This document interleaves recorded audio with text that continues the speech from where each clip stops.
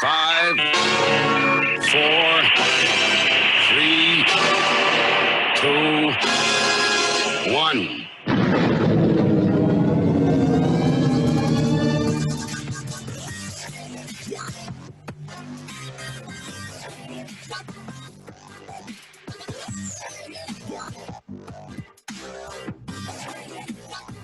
Everything's under control. Situation normal. Hello, willkommen, bienvenue, konnichiwa. It's Amish Inquisition time yet again on Sunday the 16th of August, episode 145. I'm Amish Phil. Amish Matt. There's Amish no Ben isn't here tonight. No Amish Ben. No, he's in a secret location. All will be revealed next week. And tonight we've got the OddMan back. How are we doing, OddMan? Hey, doing great, guys. It's a pleasure to join you once again. Oh, thanks for coming back. If you're listening, Eavesdroppers, well, you are listening, but what you should do, obviously, is pause what you do, pause this podcast and just go to the search bar and search for the Oddcast featuring the Odd Man Out, or your fix of hidden history and occult deconstruction from a self-confessed rabbit hole aficionado. That's me. And people should check your Instagram out as well, because you're pretty active on there, aren't you? Yeah. I've been very active. I'm kind of slacked off a little bit as of late, just trying to focus more on the podcasts. But definitely, there's a lot of information on there. For people want to go back and just scroll through it for sure. That's the thing. I mean, it's so quick, isn't it? You can go to Insta and you can guzzle up like a month's worth of content in just a few minutes, can't you? Absolutely, yeah. People, they'll send me things and I'll be like, well, I already posted that months ago. If you'll actually scroll through, nobody wants to spend 10 minutes scrolling through. You can't blame them, because we're kind of conditioned to just get those first couple of pictures or headlines. And it's kind of the, it's kind of the weakness, I guess, of social media. Maybe it's purposeful, to keep us distracted, right? We can only think on those couple of headlines that we see, or those couple of pics or videos that we see, and we forget what happened just yesterday. It's certainly good at keeping us distracted. Fuck me. I mean, I kind of detest social media, really. I don't really like it, and the amount of time that it takes out of your day. But since becoming more active on Instagram over the last couple of months, I think I've come to the conclusion that Instagram is probably the least evil. Yeah, you're probably right. Certainly, they haven't figured in the algorithms to totally destroy information just yet. You can still get some, individual ideas out there, and some kind of more hidden subjects, hidden history, and lesser known current subjects out there. The censorship is not as bad on there yet. And it probably will happen. Well, it's weird because they're owned by Facebook, aren't they? Right. Yeah. You think they would sort of use the same technology that they're using on Facebook to. I think it's image based though, isn't it? So it's harder to if you're just reading text on Facebook. I guess, but everyone, has a caption, and they usually put relevant hashtags in. So if you wanted to screw down, say hashtag deep state, you could do, couldn't you? Yeah. Or hashtag Milllie Weaver. That's right. Yeah, well, we were messaging yesterday, weren't we? Because this story's just broke. Yesterday, was it, or the day before, about Milllie Weaver? I've not heard of this. Well, we should probably explain for normies like Matt, shouldn't we? Milllie Weaver, just for background, Amish Matt. Milllie Weaver's a journalist who works for InfoWars. Right, okay. Do you know who runs InfoWars? That guy. Alex Jones? Yeah. I don't like them putting chemicals in the water that turn the friggin' frogs gay. All true. So she works for InfoWars, right? And she's been teasing this documentary called... right, okay. What's it called, Oddman? Is it Shadowgate, I think. Shadowgate, that's the one. And it was due to have a YouTube premiere a day or two ago. And apparently, just before it was due to be premiered, she was arrested by the feds, by the FBI. And she managed to stream, or her friend who was with her, managed to stream part of her being arrested. So that's the background. And this documentary is all about it's about technocracy and foreign companies selling your data and snooping on US citizens and all that. I mean, what have you made of it, OddMan? You know, I haven't had a chance to watch the documentary. I think you can watch it online, can't you? But it seems odd that they're trying to say that she had burglarized something, and that's all I caught. Really, I didn't get any details on it. I don't know if they've actually put out the details in the press or not, but it seems very odd that she gets arrested. I think her husband was arrested as well. Yeah. On the cusp of this documentary coming out. So there was 3 things I think that she was being charged with: burglary, something to do with, I can't remember the second one, and domestic violence was the third one, believe it or not. Wow. So it's very strange and strange timing. Yeah. It'll be interesting to see who kind of supports her. I haven't seen much about it today. I haven't been on social media very much, but I haven't seen much about it. There's not a lot about. There's not much in the news and not a lot on social media. I believe she's going to appear in court on Monday, tomorrow. So maybe things will come out there. What was the subject of the documentary again? Sorry. It was about a sort of shadow government that's operated in the United States.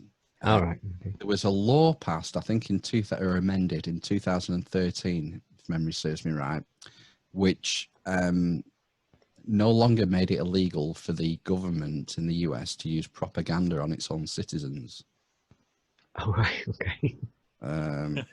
Yeah, and the idea is that there are private corporations headed by people who've had security clearance, or generals, people who've been ex-CIA or NSA, these sorts of characters, and they're running these companies, and it's all to do with data analysis. So they're sucking up megabits and gigabits of information in order to profile citizens. Yeah. And then use that information to target them for whatever purposes they might want. And is this supposed to be news? Well, this is what's funny, because because of things like Edward Snowden, I think we've all assumed, haven't we, for a while, that governments do this actively. Yeah. The problem is, right, if it's a government entity, they have to respond to FOIA requests, Freedom of Information requests. Yeah. I believe because these are private entities, there might be a way around that. Right. Is it only public bodies that you can request that from? Might be wrong, but I think that was mentioned, yeah. Well, no, yeah, because I work for a public body and we have freedom of information requests. Yeah. So that sounds about right. The sort of implications were that this technology there's a technological component as well. So they're developing algorithms to also predict how people will behave, like fucking Minority Report. Well, yeah. Like pre-crime. Like for your A-level results. Oh, God. Get onto that later. That debacle. So there's a lot of serious, could be a lot of serious outcomes if this is found to be true, but it's early days yet. It was 2 whistleblowers who came forward who both say they've worked for these private companies. But I believe Trump put a bit of a spanner in the works, because before Trump, someone, say a general or someone who was head of the NSA who has security clearance, once they were out of that role and back in public life, they still retain their security clearance. Mm-hmm. And apparently Trump put an end to that, which might make him a target. That's true. Yeah, that's a good thing. I wasn't aware of that. I've always wondered why they would continue to allow them to have a clearance, because that gives them potential to work for not only corporations, but, you know, foreign entities or whatever that you could possibly have nefarious reasons to use that information. Of course, you know, you get into like the Five Eyes program, and I think they've got, the last I read, it was like 19 eyes. So you had like 19 different countries working together. And I was reading some information on there, and it said that these governments are allowing other governments to spy on citizens, and that way they don't have to adhere to that country's laws. So another country can. Yeah. So it's kind of a similar thing, except for people that are out of the government is doing it. So from both what could be used. from what I remember, your government was using our network, GCHQ, Mm-hmm. spy on Yeah. US citizens. Right. Yeah, and the Five Eyes network was mentioned in the documentary too. They said How that was it? apparently these private corporations, there's a handful of them, have basically unfiltered access to the entire Five Eyes network, security network, and data, Wow. which is Well, you know that was going to happen because, you know, really our governments probably don't know that much about technology, even still, and so they have to use these large corporations that are the technocrats. Basically, they have to use them to do this spying and to do this eavesdropping and whatever you want to call it. So that's bound to happen, I would think. yeah. So it seems like they subcontract all of it out. Yeah. They just offer it up, and you know the best bidder gets the contract. You know, Right. it's pretty worrying, but Yeah, like you know, corporations like Google, I mean, they have information on all of us. And, you know, I'll mention to people, you know, maybe you shouldn't use Google. And they're like, what? Are you crazy? I'm like, well, Google has every bit of information. They work with your government. They have so many contracts with your, you know, maybe you should think about that. yeah. I mean, there was a rumor. I never did the research to verify it, but there was talk that Facebook was seeded with money from Homeland Security or some other department in the US. So DARPA or someone. It started off as like a DARPA project. I read an article on that once, and it did seem, as the way they laid it out, that they did have money put towards them. It was kind of, you know, they try to do it in an indirect way that is hard to track, but it certainly seemed that way. And the article was interesting. It said that the CIA had either started or given money or support to 30 some odd technological firms. So it was pretty interesting. They probably have been on top of that from the very beginning, I would imagine. Mm. You know, they had the DARPA had what was that program they had right before Facebook? MySpace. Yeah, right. I can't remember what it was called, but it sounds just like what Facebook became. Yeah. And they ended up like 2 weeks, I think, after Facebook started, they closed it down because people were complaining.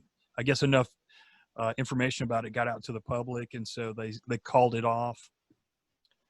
And even the logo, I can't remember what the name of it was, but even the logo was a pyramid with, like, I think maybe a satellite coming into the pyramid or something like that. Very shady looking. Ancient aliens. Right. Yeah. Oh. Well, things are getting crazy your side of the water, from what we can tell over here. Yeah, it certainly seems that way. I try to stay away from public as much as I can here lately. I don't want any part of it, you know. How's But the COVID going in your area? Because from what we hear, like the areas got hit hard at the beginning, like New York, have sort of had a drop in cases, but it seems to be creeping up in other states that hadn't been hit so far. yeah, it's kind of hard to tell. I know, like the CDC, you know how they've given various information and then backtracked many times on different things. like I think 2 days ago they said oh, now if you've had COVID, you have at least 3 months before you could get it again. And then my wife looked at the website again this morning. She's a nurse, and she said they've already retracted that, and now they say. So it's so hard to get solid information. It does seem like we have a local newspaper here, the biggest local newspaper. They actually do a midday COVID report. Nice. And so you would think by their report that everyone is just dying left and right. But, you know, according to other people I've talked to, according to my wife, my best friend's also a nurse in another town close to us, things are not nearly as bad as what the media is reporting. Yeah. And hardly, you know, a very small amount of people are actually hospitalized, and those that are even hospitalized, not all are put on a vent or in ICU. A lot of, you know, the media doesn't really explain these things. A lot of people that come in to the hospital come in for a different reason, and then they test them, and then they say, oh, you have COVID, but they don't say in the media, hey, they came in for, you know, they just say, we've got this many people with COVID in the hospital. So it's kind of misleading. And also, I will say this. At first, I thought this might be a conspiracy, but my wife had told me that everyone that comes into at least her hospital, if they have COVID and they test them, and if they keep them in the hospital, they have to be tested every 2 days. So as long as they're in the hospital, and every test that they have is counted as another case, and not a case by a single person, but another case in general. So I think that's also misleading. Just a bit. Yeah. Yeah. So if someone's in a hospital with COVID and they end up being there for 21 days. Right. 10 cases. Yeah. I mean, that's 7. I think you said every 2 days. Oh, yeah. Oh, sorry. Yeah. 2. That's amazing. The problem is we just can't trust the statistics that are coming out. We've had a similar problem in England. Yeah, I was just going to say, weren't we, about what we said about our stats as well. Yeah. So up until a couple of weeks ago, when the government did an urgent review, we have this health body called Public Health England, and their mechanism for tallying up the daily COVID deaths was to search the NHS database for anyone who had tested positive for COVID, and if they died that day, they went down as a COVID death. So they were counting people who had tested positive for COVID in March, recovered, and then got hit by a bus the day before, 3 months later. Yeah, stuff like that. unbelievable. Overnight, they got rid of 5,000 cases. 5,000 deaths. Wow. 5,000 deaths, sorry, yeah. So 10%. But the thing is, the way what Scotland operates slightly different, they and Wales, they have a 28-day period. So now we count anyone who has a COVID positive test who dies within 28 days. So we're still counting people who die in road traffic accidents. This is the thing, isn't it? Heart attacks. Yeah, it's still not counting the actual cause of death, is it? It's so messed up. It's so, yeah, you just don't know what to believe anymore. No. Well, you look into like the, I'm sure you guys may have mentioned it before, but the what was it called where they were doing the testing for a pandemic last November, right before Event COVID 201. hit? Event 201, yeah. Yeah. And What's this? so similar to, it's kind of like what they did there came true just a couple months later, and they were pushing all those private-public partnerships, which are beginning to happen, and you had John Hopkins and the Gates Institute, and You got to remember, Amish Matt is a complete normie, so you have to explain what. You have to explain everything. Well, the Event 201.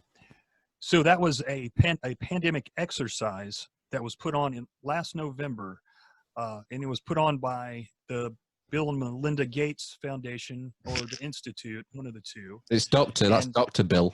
Okay. Dr. Bill, right? And the John Hopkins Hospital, or one of their offshoots, I think, were the two main ones. But they had several corporations that worked with them, and they also had several news agencies on hand. They even had these people from the media do fake news reports. And you can go on and watch every bit of it on YouTube if it's still on there. Yeah, I there's think they're like hours and 6 hours and hours. hours. Yeah. Yeah. So it was so similar to what happened and what is happening. It's just unbelievable. And then you look back at the, I think it was 2010, the Rockefeller Foundation did the Operation Lockstep as a part of one of their programs for a pandemic, which is also very similar to what is happening. So, you know, maybe those are coincidences, but I don't know. I mean, the Event 201 happened so Close. Yeah. close. Yeah, it's hard to say that, especially with Bill Gates being such a big part of both of the real event and the Event 201. Yeah. How can you not be a little bit skeptical? But a lot of people aren't. No. Yeah. You had Bill Gates was. I think he might have set it up. The Bill and Melinda Foundation might have set it up. But like you said, you had the IMF represented, the Johnson & Johnson, pharmaceuticals, news media. They were all there, and it was planning. How would we respond? It was like a war game exercise. I think I remember this very vaguely. Yeah, but they all sat around the. Was he literally sat around a table, Bill Gates, in it? Was he or not? Yeah. Well, actually, I'm not sure if Bill and Melinda were there. I think they had a representative there. Ah, right. One of Okay. the senior directors or something. Right. They haven't time. They're too busy, trying to stack kids with Stockpile there. Vaccines. Yeah. So, I it's can't creepy. remember. I apologize. I think that Dr. Fauci had something to do with Event 201 as well, if I remember correctly. Well, you think they would have had like the CDC or the NIH there, wouldn't you? Mhm. You would imagine. They did have the equivalent to the CDC representative of China there, which is odd because China was the first place that COVID showed up. So that was another thing that seemed pretty fishy to me. Yeah. Are we allegedly saying that Event 201 basically seeded COVID in China? Is that what we're breaking down this podcast? I won't say yes or no, but Okay. one entity we left out that was behind Event 201 was the World Economic Forum. And now, just a few weeks ago, they put out their whole, what was it, Global Reset? The Great Reset. Isn't Great Reset. What? Oh. And I listened to one of they did a video, they've probably done more than one, but talking about the Great Reset, and it had this spooky music with this guy with this really deep, creepy voice. Oh, And the I'm like, German guy. I think it was. The head, the founder of Yes. the, what's it called again? The World Economic Forum, is it? Mm-hmm, yes. Yeah, he's sort of sat at a podium and he's sort of looking down and he has this German accent. He's just missing like a white cat to stroke. Creepy as fuck. Yeah, and I'm just like, how can more people not be skeptical of this? But I don't know. I guess fear, really changes people, and I can't blame people for being afraid. But at some point, it's like some of the things that are going on are absolutely ridiculous, and it's almost too obvious that they're trying, no matter what the origins of COVID were, our governments are trying to use them to get more power over us, and a lot of things are changing economically too. So that really makes one kind of suspicious of everything that's happening. I mean, on the economic side, I would say cashless society is one of the big pushes coming out of this. Definitely. And they've had that plan for quite a while. I think they've just been trying to wait until a good opportunity to try and implement it. A lot of people don't realize how much you give up by giving up cash. Once all payments are electronic, there's no hiding. There's no running away. You're tracked. You're tracked wherever you are in the world whenever you make a payment. And I mean, the governments want it for tax reasons, so they make sure they can scoop all the tax. And you know, I mean, you could say there could be some benefits. Think of like, you know, illegal weapons sales or heroin sales or you know whatever. Okay, there's an argument there, but you're giving up a fundamental freedom, I think, aren't you? If you submit to have all your economic transactions recorded and on a database. I think so. I mean, you know, because every other element of our lives is being tracked anyway, pretty much. And that would just kind of top it off there. And there's even some talk here in certain states about implementing a mileage tax where your car would be tracked everywhere you go. Oh, of course, they can do that through the apps that we use on our phones anyway, but this is an official government thing. So I think that would be the last thing. You get those two together and everything that we do, they might as well have cameras in our houses, you know? Well, yeah, we'll have to buy push bikes, I think. Let's go push bike. Yeah. Yeah, we have a similar thing, don't we, with black boxes in cars. Yeah, there's an insurance thing you can do, isn't there, where you can, and it records your speed and it grades you and stuff, and then it figures out how much your premium should be depending on how much you speed or don't speed. And so this is the sales pitch. Yeah. The motivation. If you let us fit this black box, this tracker in your car, we'll knock £100 off your annual insurance premium. Brilliant. Yeah. It's like coercion, isn't it? Yeah. That's great. I could just see the guys in the advertising room coming up with that, and we'll tell them they'll save a lot of money. If they just, yeah. I worked for a company, and they had something like that on their cars. Of course, you didn't save money on your insurance, but you were graded as to how fast you were driving, how quickly you took turns, and things like that. So. Yeah, I've spoken to a couple of people, and one of them was he kind of fixed ATMs. That was his job, but he was told it was the fault was logged as a specific fault, and then he was allocated a specific amount of time to fix it, and a specific time to travel from that job to the next job. And if he didn't do it, he was graded, and this is how you were.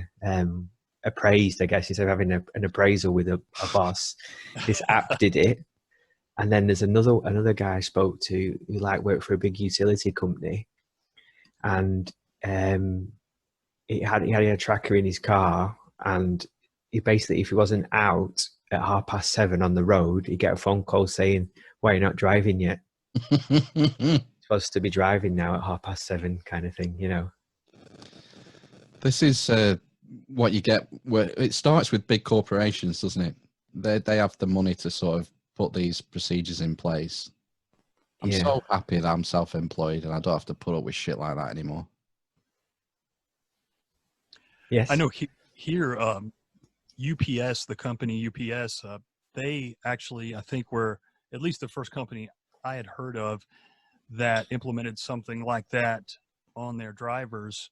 And then the place that I was working, I worked there like 15 years, they decided to use that same system, but we weren't delivering packages. We were actually picking up blood work to take to be tested for people. And it didn't fit with the way our job went, because we were at the mercy of the hospitals and doctors' offices. And if they weren't ready, we had to just stand there and wait. And so our boss was trying to go by that system, and people were getting in trouble all the time because they were taking longer than the system had, had put in there for us to be at each stop. So it was a nightmare for about 2 years. It was awful. And they had they were testing our speed. And of course we were on the interstate highways, which of course you can go much faster than these rural areas.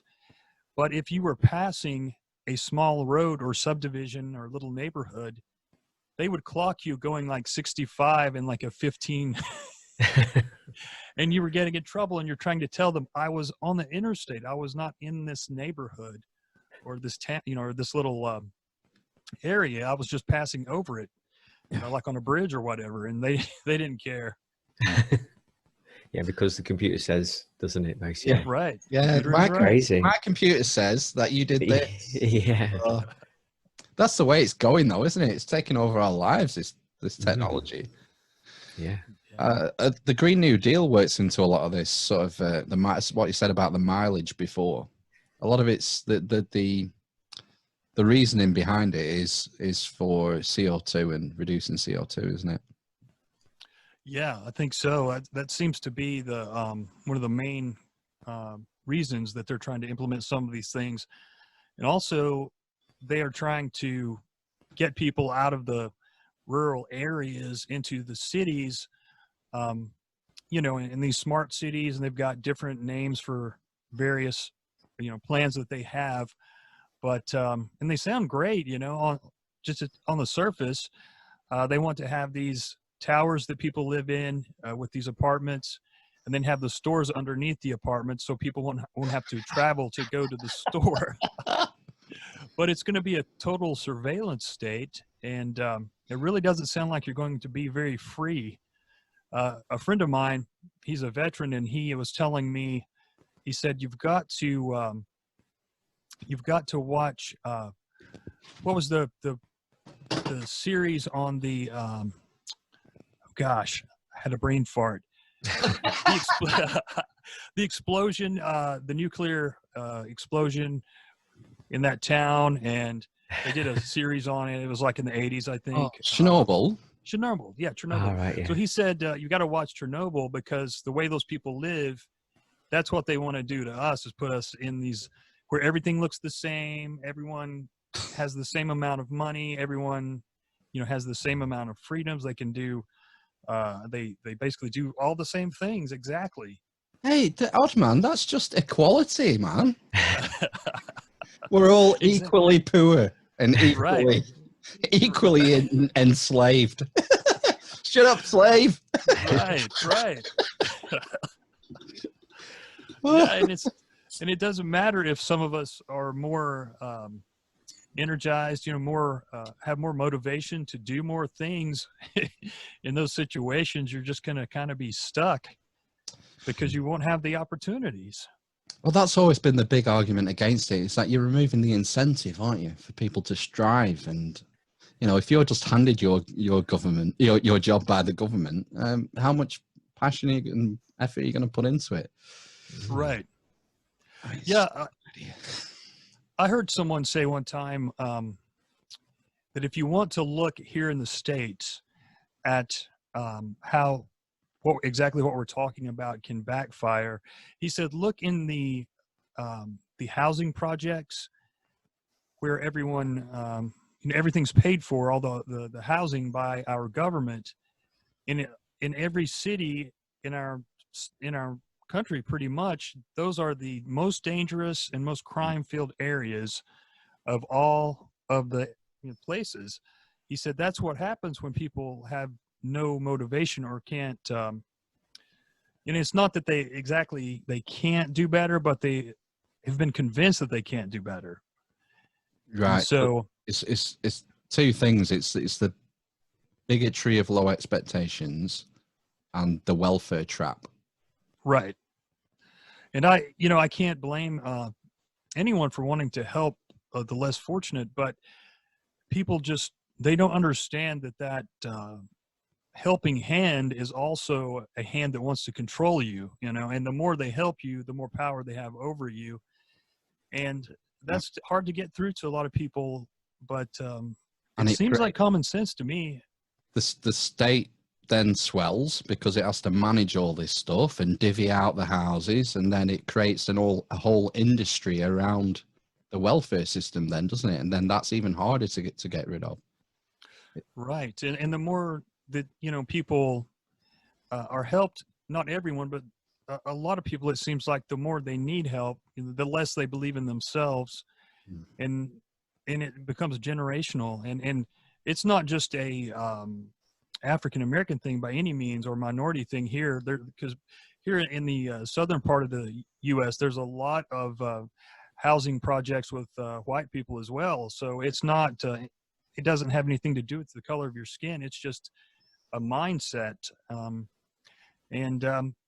I feel like, at least with our government, they want us to be as needy as possible because they want to control our lives, and they want to kind of micromanage everything that we do. And not everyone in the government has bad intentions. They feel like they're helping, but it's kind of like that that quote from H.L. Mencken. He says the urge to save humanity is almost always the false urge to rule it.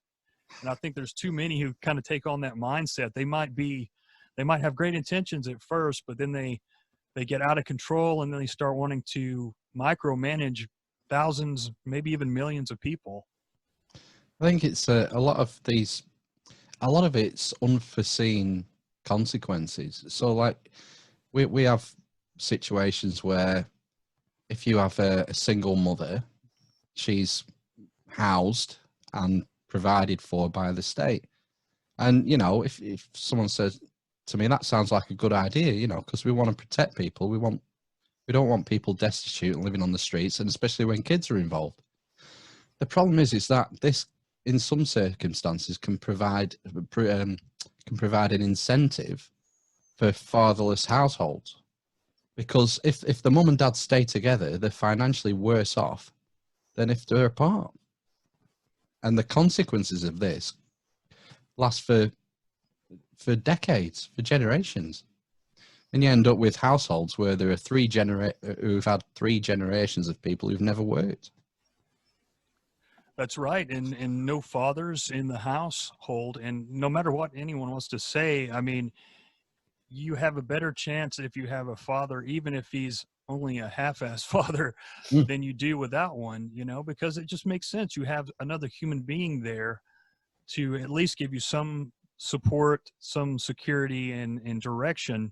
And if you have a good father, then that has to up your chances by a great deal. And I think like you said, it's taking away incentive for the family to even stay together.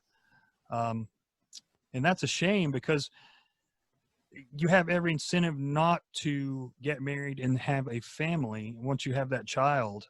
And surely that people could concoct a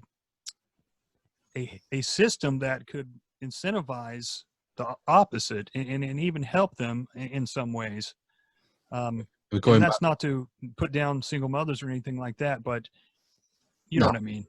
No, we all know that we can all think of single mothers who do a fantastic job. But when you look at the stats as a whole, you're right. I mean, the number one driver for improving outcomes for children, it's not race or anything fucking wacky like that. It's mum and dad staying together. Mm-hmm. The best thing you can do for your kids. And but it feeds on dependency. You know, what they don't want is self-sufficient, free-thinking, independent people. They absolutely do not want that. Oh. Public enemy number 1. Oh dear. I tell you what, you know, when you were here last time, we briefly discussed who Biden was going to pick for VP, and you mentioned someone called Kamala Harris. Wow. Yeah, I had given up on her because she ducked out of the race pretty quickly, and it didn't seem as if she had much interest from the public. Not that Joe Biden does. I haven't really seen anyone excited about him, but I was a little surprised that he picked her. I actually have kind of a theory about that, actually, and it's kind of wacky maybe, but... Do I need my tinfoil hat? Perhaps, yes. Go on, what's the theory?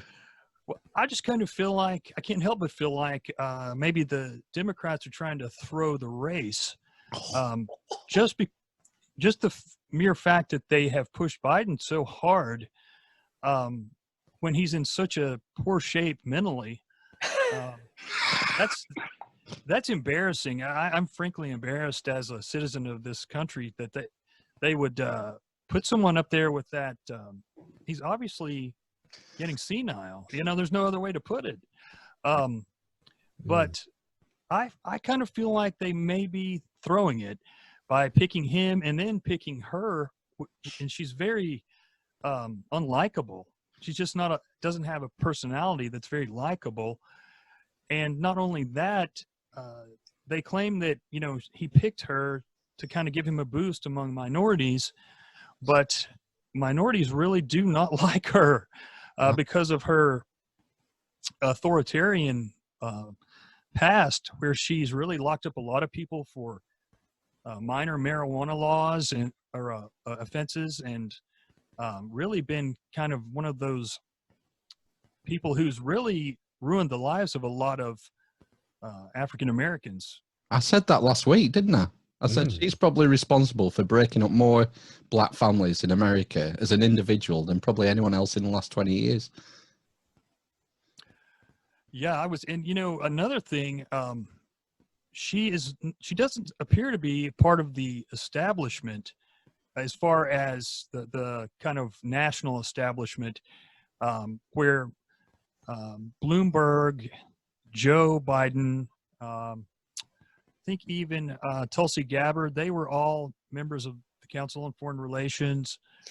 Joe, I don't think he is right now, but he was in the past. Then you had Mayor Pete and Cory Booker, and they were Rhodes Scholars. So, those two groups run hand in hand. And then there was talk of Joe picking Amy Klobuchar or let's see, what was the other lady's name? No, she was from Stacey Abrams. She's from Georgia, I believe, a representative from there. They're both Council on Foreign Relations. So when he did pick Kamala, I couldn't find any connection to any of those Bilderbergs or Council on Foreign Relations or Trilateral Commission, any of that. So that makes me think even more so that they're throwing it. Wow, that's an they interesting try to angle. get their people in every election. So I don't know. And another reason I think that is because they're getting so much. The DNC are getting so much of what they want with Trump in office, and that's not necessarily to say it's his fault. I mean, I guess he does share some of the blame, but they're getting more gun restrictions on the Second Amendment under him than they could under Obama. They're getting we're really at the cusp of a type of universal basic income, I think, with this with the COVID and what's going on, closer than we've ever been so far. And then we're racking up the debt like crazy, which also goes along kind of with that UBI system. Yeah, new monetary theory. Right. Modern monetary theory. And then we're getting contact tracing, and then we're getting I don't know if they've passed it yet, but they're trying to end encryption. We may have spoken about that last time. I can't remember. But they have something called the Earn It Act that they've put forth, and it would end all encryption. And they say that they're doing that because they want to end child trafficking. So every text you would send out or every email you would send out would be scanned by our government and some technocratic company like Google to look for certain words. And that's what they say they were going to do. But obviously you can see how that's just another huge invasion of privacy that could be used for evil purposes. Yeah. So I don't know. That's just a theory. It may sound crazy, but they could have surely found better people who could have given Trump more of a run for his money than those two. That's what puzzles us this side of the pond is well, Joe Biden particularly. I mean, why Joe Biden? I mean, he just doesn't seem up to the job, does he? No. Even people in the mainstream news are saying, the importance of this VP pick is because the chances are he won't make it through 4 years. I mean, why would you even bother putting someone up who doesn't look like they're going to make it through the term. Right. And so why would they throw it? What's the motivation for throwing it? I just think that maybe possibly the deep state has figured out, hey, you know, we can work around Trump. We kind of know how to work around him now, and we're getting a lot of the things that we want done. So why screw it up? Because, you know, one thing I'll say, I mean, I like some of the things Trump has done, but, you know, other things I think he could have done a lot better.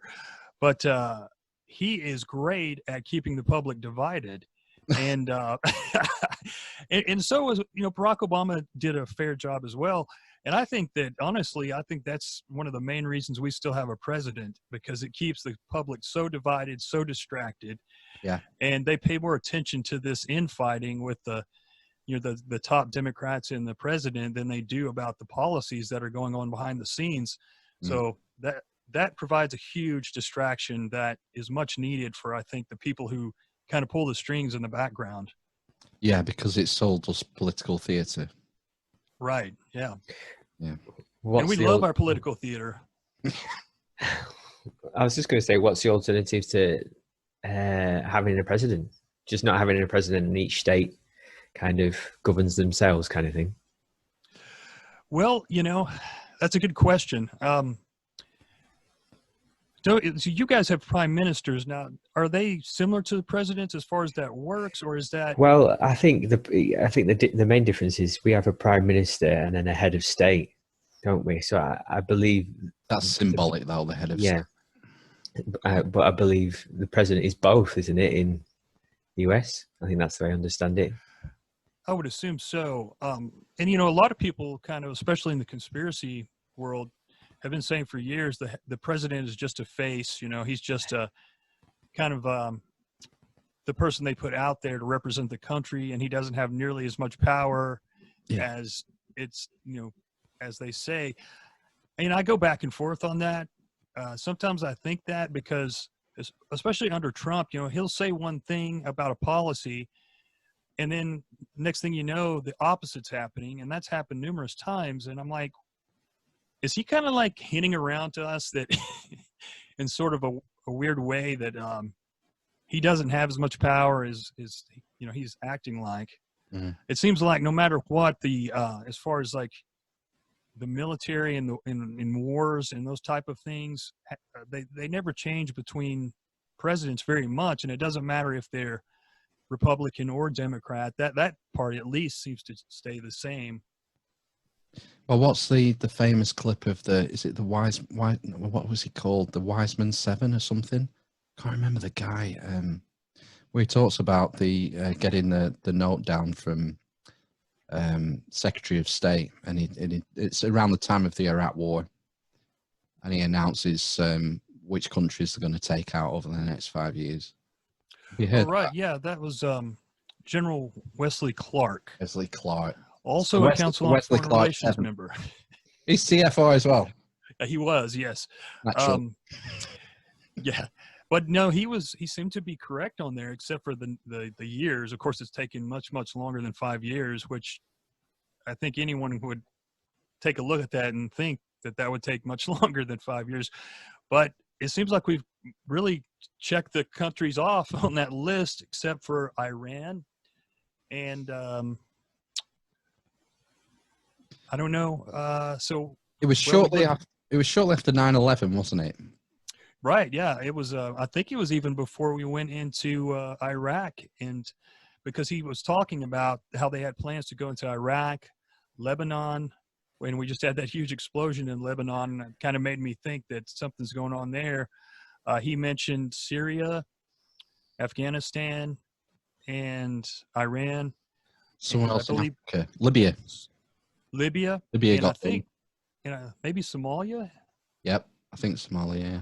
I know our military is in Somalia doing things.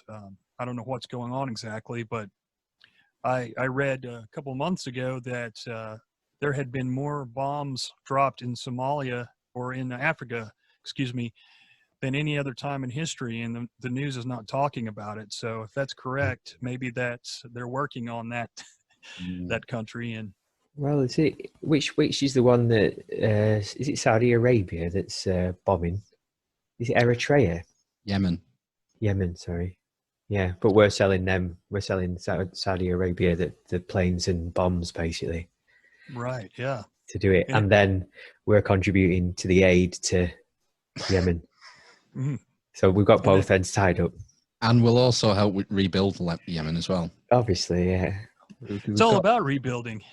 Yeah, rubblize. We got to rubblize Rubblize it. first, and then send the boys with the JCBs in to rebuild. Right. Yeah, I think it was on my last podcast. I played a clip from a guy named Eustace Mullins, and he was talking about war, and he was saying that the big thing with war is really the rebuilding. He said that's where the money's at, and so he seemed to think that was one of the biggest motivations for staying in war. But of course, there's a lot of money going to the weapons manufacturers as well. So that's another incentive. Yeah, you got to make money on the way out as well as the way in. It was Dick Cheney famously, wasn't he? He was chair of the board of Halliburton, Mm-hmm. and then didn't Halliburton get non-competing bids for rebuilding Afghanistan and Iraq? That's right. Yeah. Also a Council on Foreign Relations member, and even a director at one time. Wow. Yeah. A big dick. Yeah. Big dick. Absolutely. Yeah. Oh. Have you ever watched the film? I can't remember what it's called now. The one with Batman in Christian Bale and Dick Cheney. Oh no. I haven't seen that. I'd like to. It'd probably make more sense to you two than it would me. I watched it. It was a bit boring for me. What's But, it yeah. about? It's about him, how he basically changed the constitution or something, or the role of vice president. I didn't really get it. I was quite bored.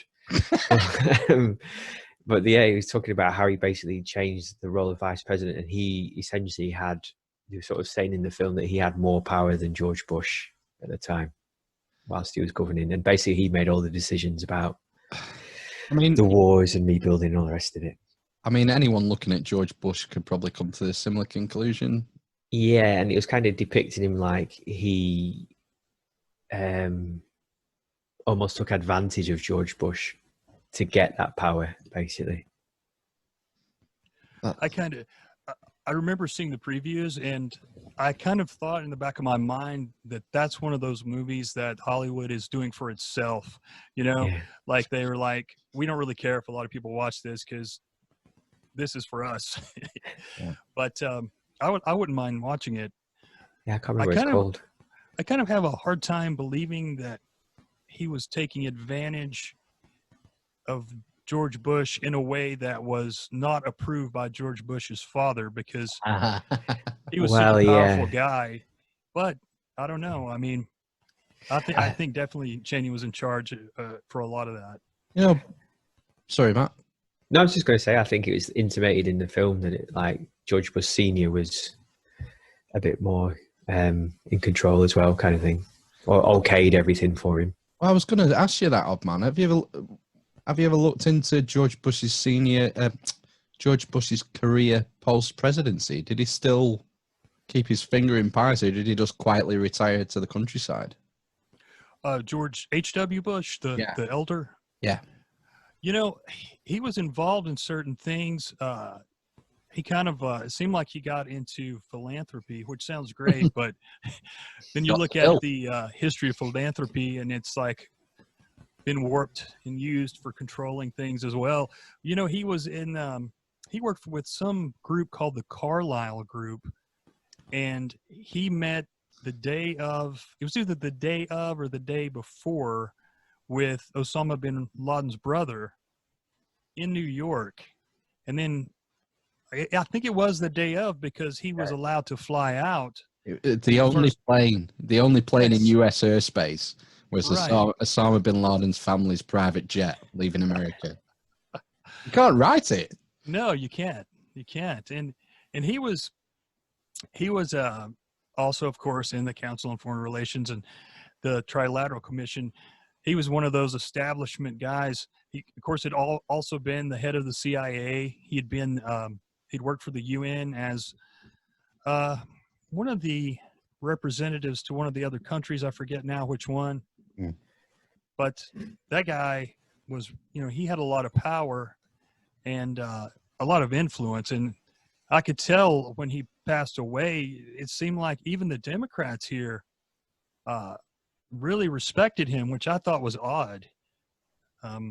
He had that long funeral, and it was televised here, and it was strange. I just started seeing more Democrats kind of coming out of the woodwork and saying nice things about him.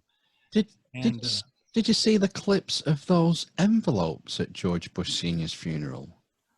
That was strange. I have a friend that... Normie, explain what happened to Normie, Matt.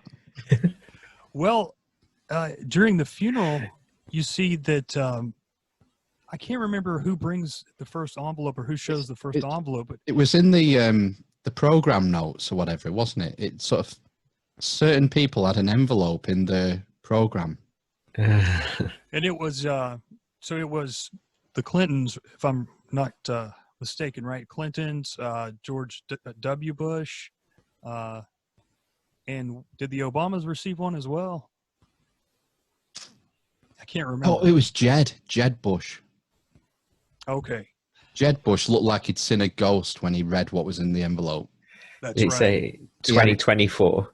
He had his hand to his heart, and he reads this envelope. His wife shows him the envelope, Nancy or whoever, and he just sort of goes, like he's going to pass out. I would have loved to have known what was on that.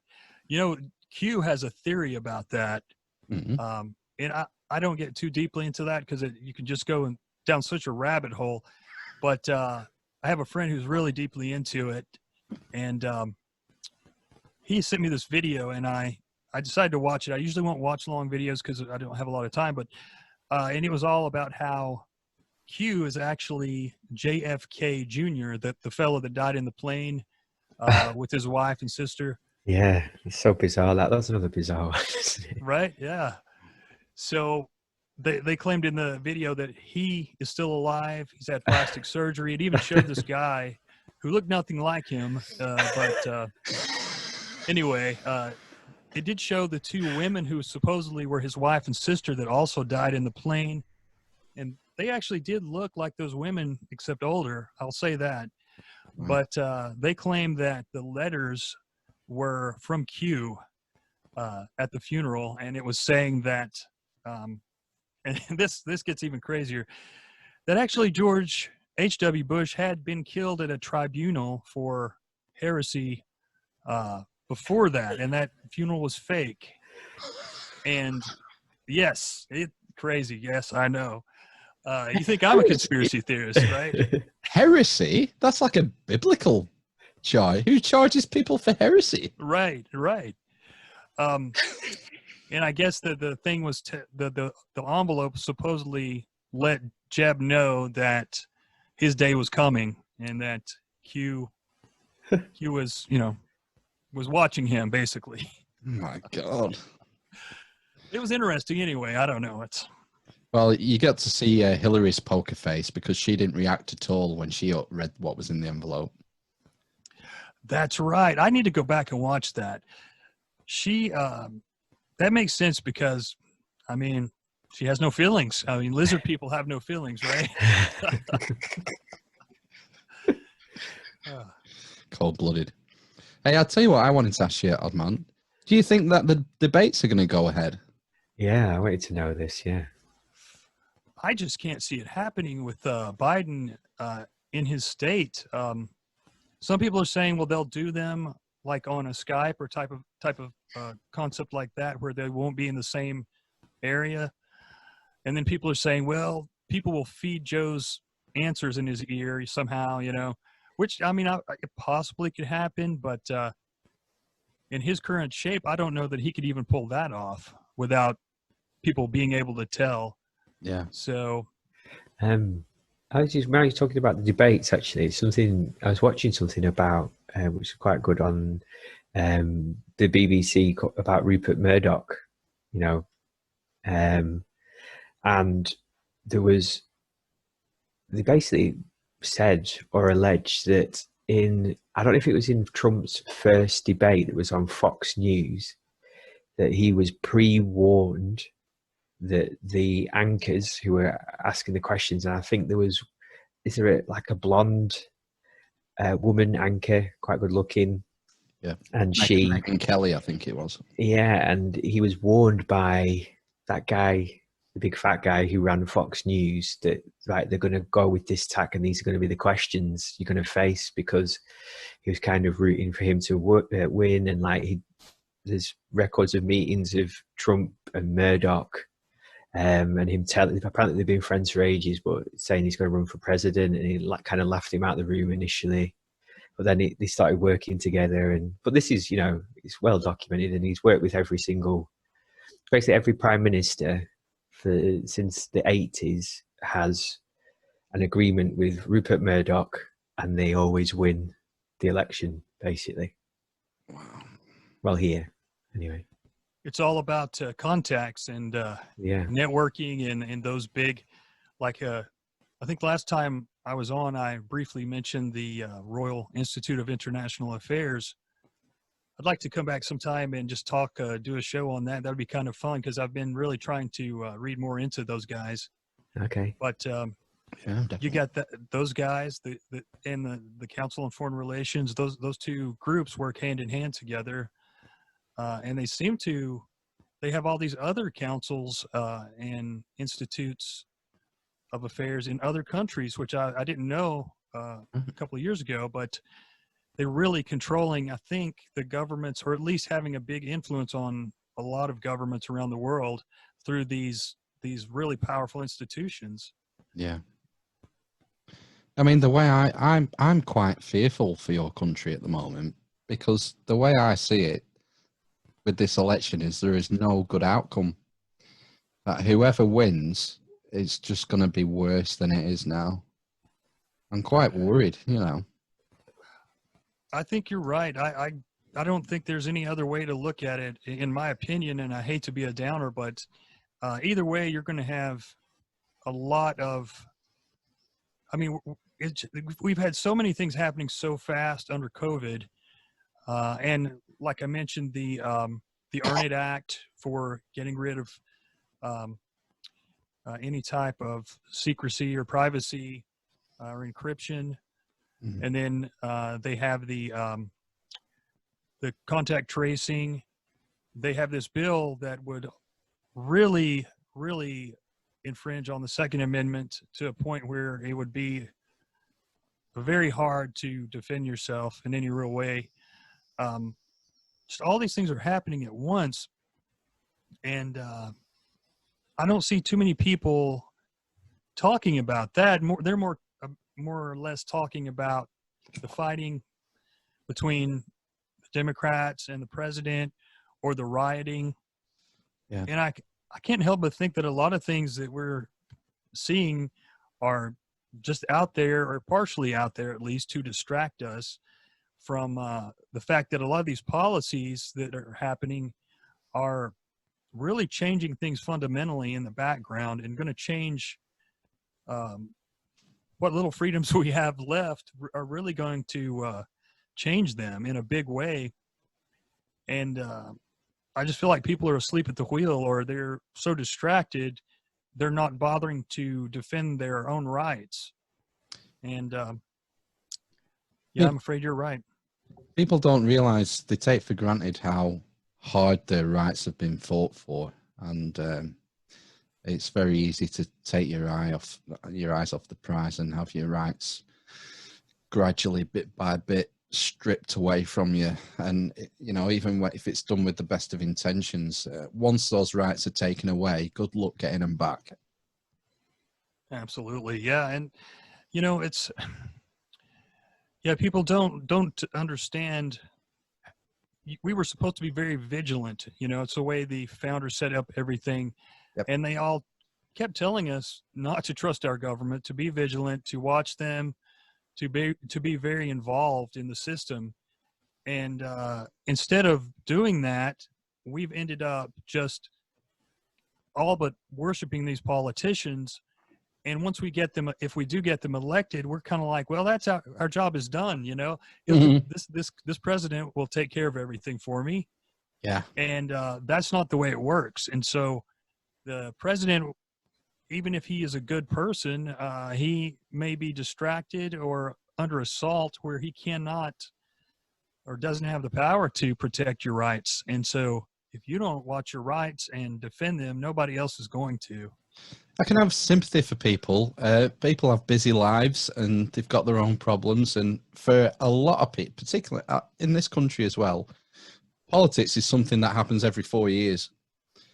And in the intervening time, they just sort of get on with their lives. And I can understand that. But yeah, you need constant vigilance, eternal vigilance, don't you? Right, yeah. Yeah, and it sounds cheesy. It kind of sounds like old-fashioned, but it's the thing is that I think a lot of people don't realize even though we're in the year 2020, the simple greed has not changed in thousands of years. People are still greedy, just like they were several thousand years ago. Yep. The lust for power hasn't changed a bit. No matter how far we get with our technology, a lot of these things don't change. And you can apply a lot of the same things now to politics from decades and decades ago. And people, I think they just get kind of lazy, and it almost becomes like a sport for them, politics, you know. It's like water cooler talk, you know. They like to make fun of the representatives on the other side, the other party that they're not a part of. And it really, it's almost like they don't take it seriously. They do, but they don't. They end up defending the personalities of the politicians, but not really delving deeper into the policies and what's going on. Yeah. Yeah, no, I get it. Well, we're rocking up onto an hour. Well, I think we're over an hour. Blooming heck. Oh, we're over. It's gone so quick. We haven't even talked about Freemasonry. Oh, man. You said we were going to talk about Freemasonry tonight. There's a rabbit hole. Wow. Well, we have a spot. We have a spot next week, Phil, don't we? That's up for it's out to tender, that one. All right. It's been great having you back, Oddman. Really enjoyed it. Yeah. It's gone really quick again. Mm-hmm. Yeah. I'll tell you what, I would love to hear you do a deep dive on your podcast. I don't know if you've looked into him at all, but Robert Maxwell. Oh yeah. Oh, that's a good one. Yeah. Because are we 38, 37? Yes. And so we were sort of pretty little kids when he I remember it. I remember it though. He drowned in a boating accident. Yeah. So yeah, he's an interesting character. I bet there's more to that story than we're told. And Ghislaine. Well, obviously it leads into Ghislaine then, doesn't it? Yeah. So yeah, that's interesting. Yeah, something to. Mossad. Anyway, there we go. Just trying to run your own podcast for you. That's all. Yeah. No, I like it. It's that's a very interesting subject, and I'm sure that you could get really deep in the rabbit hole with that one, and I may just have to do that. I look forward to that. So yeah, don't forget, Eavesdroppers, check out the Oddcast. Link in description as usual, and we shall just stay on the line for his Oddman while we play ourselves out. Thanks for coming again. It's been great. Yeah, thank you. Thank you very much. I enjoyed it. No worries. Okay, see you in a bit, Eavesdroppers. Won't be long. Bye.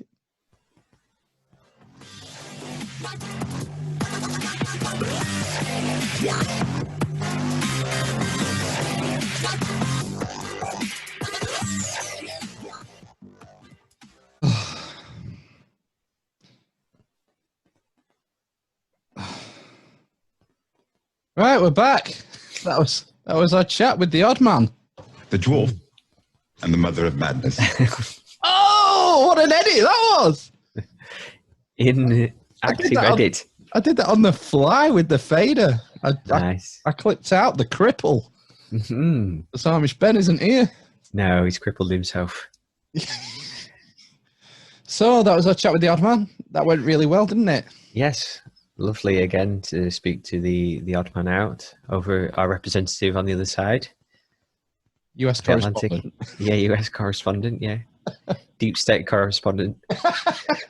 Oh, but seriously, check his podcast out. It's really good. Good. It's informative if you're into hidden history and all that caper. It's well worth a listen. Make sure you subscribe. Like and subscribe. Like you should like and subscribe our podcast. Oh man, do we need to do some housekeeping? Yeah. Housekeeping.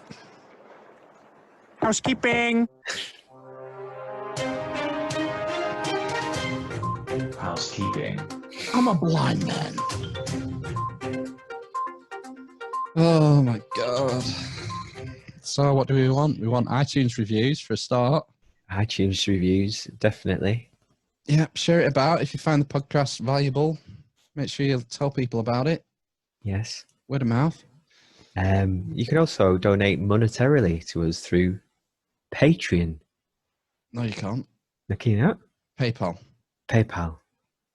Why Is would it we not- want to give 7% to Patreon for doing this? Exactly. Well, I was just going to ask that question, Phil, actually. Yeah. I don't know. Let's have it direct. Toss us a fucking coin.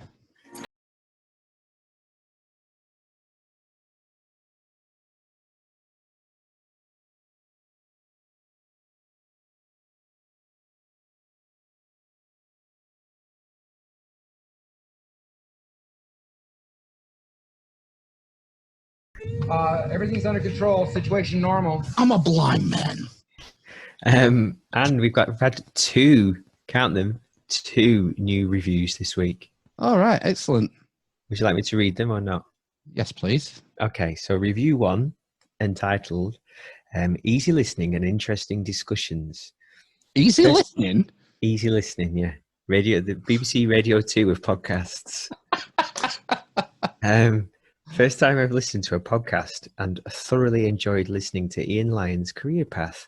Lighthearted, real chat, and easy listening whilst answering emails. Now, I think that's what we were aiming for, wasn't it, when we Yep.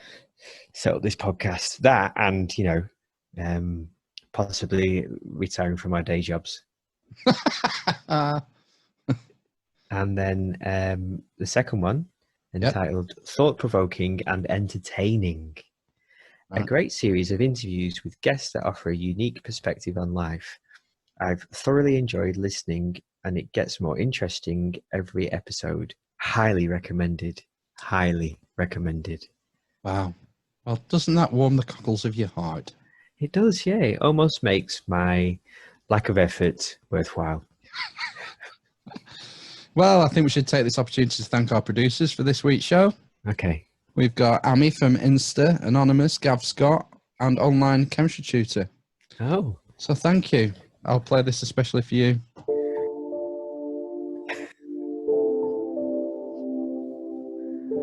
I'm a blind They man. are, yeah, so amazing in their love. The dwarf, the cripple, and the mother of madness. You're wrong, and you're a grotesquely ugly freak. I'm a I think blind I'm man. on terms with the fact that I am gay. Like a judgment day and terminating, more like. I'm a blind man. I imagined the carrot was my penis. Grab his dick and twist it! Take your stinking paws off me, you damn dirty ape! So thank you. Thanks for helping us out this week. Oh. I didn't realise that was the thank you for the producers. I just thought you'd put that together for last week for Major Lulz. Well, yeah. I thought I might as well retain it. I put some work in. Okay. It's recyclable. Mm-hmm. Yeah, no corrections this week. Shall we move on to COVID-19 news? Yeah.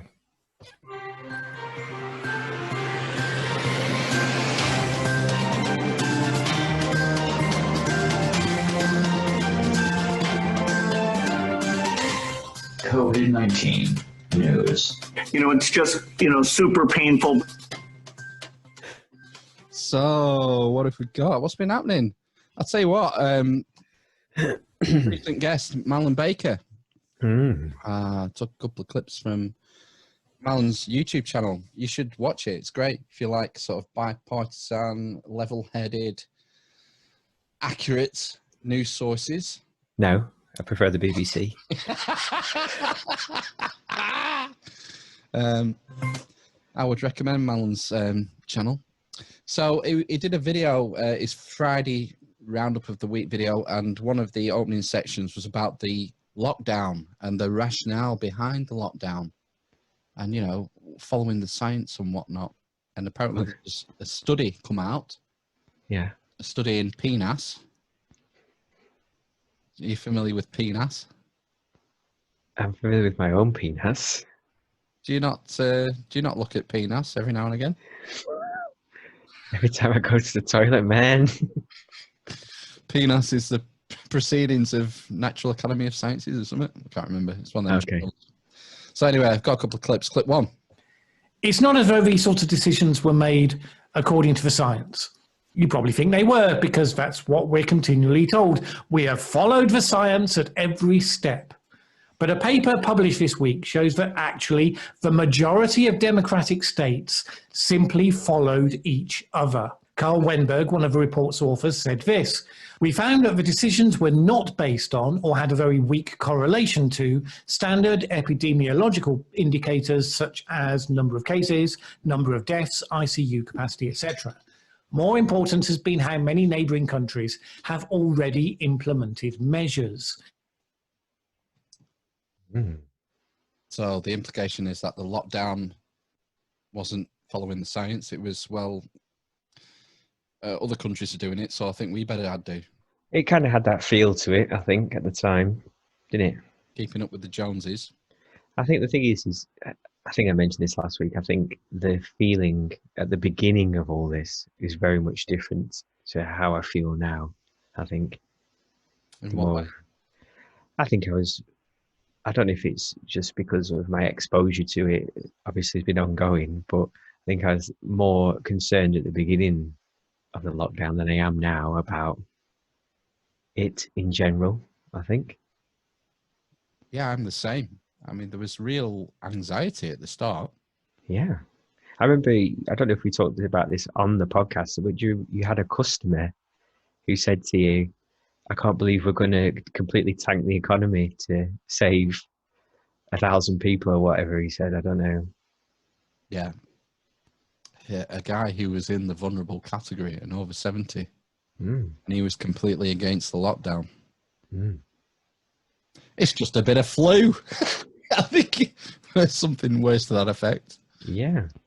But like my mum's like 79, and I think she's completely opposed it.